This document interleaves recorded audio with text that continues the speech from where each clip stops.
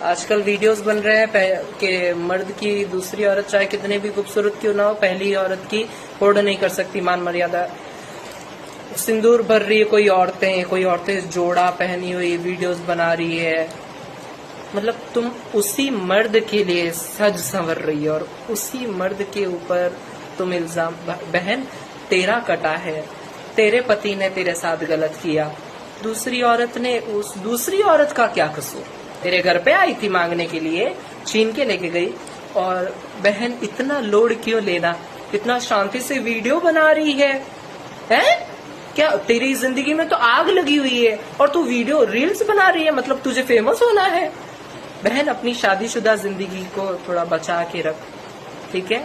या फिर डिवोर्स ले ले बहन, दूसरा ढूंढ।